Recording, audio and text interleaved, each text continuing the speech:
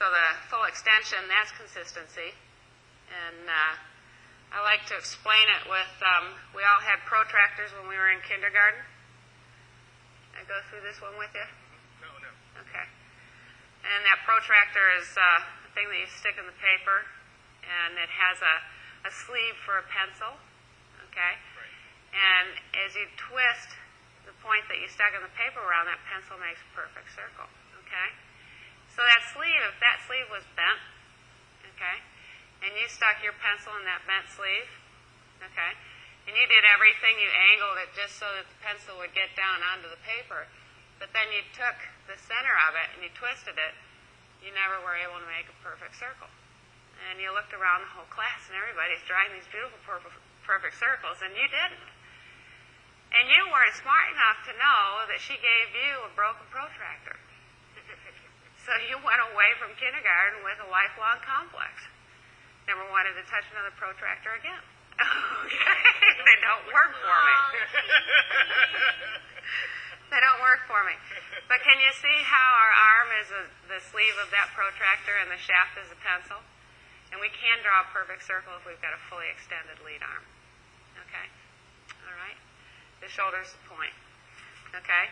The center of our motion, our body motion, is our sternum. Okay? All right? And as we're shifting our weight, okay, there isn't a shift into the right hip and then a shift into the left hip.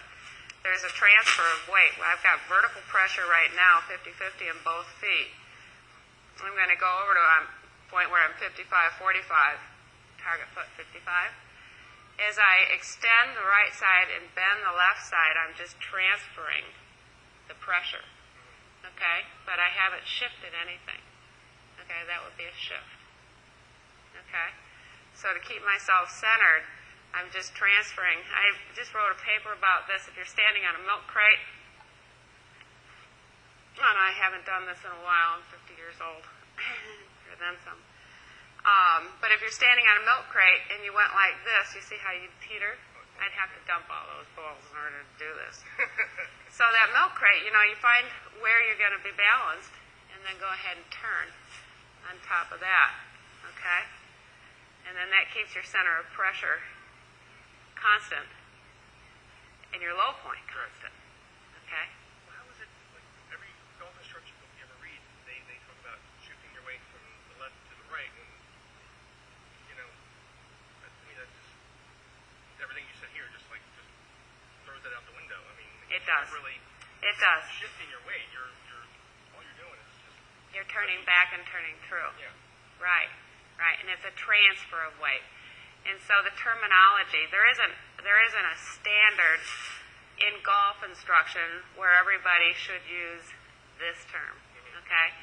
And so everybody just went out, you know, with their talent and their capability of writing, right, and wrote what they felt with their vocabulary, okay? And what they wrote versus what they actually did are two different things, okay? And so you'll read the old greats talk about shift to the right, and they did just this, right, okay? Everybody else read it here, right, okay? And that's right. probably ruined. There's one pro. No, seriously. There's one pro out there that's famous that does teach a weight shift, and that's Jimmy Ballard. Okay. He's down in Miami, and he's got Rocco Mediate. And Rocco this year, when he first year out on the Champions Tour, won the Allianz. So he put Jimmy Ballard back on the map. Right. Okay? And for people that have limited mobility, okay, sometimes we have to get them back into the right foot and the left foot, okay? We get limited mobility because they just don't have enough power, okay? So we add a little bit of power, but we disrupt the club face, the club head track, and the club face angle by doing that, the low point, okay? And so we get a diminishing return for a little bit of gain, okay? And because they didn't have enough club head speed, that whenever they do knock that ball offline, there's not enough speed on that tilted axis to send it too far off course, okay?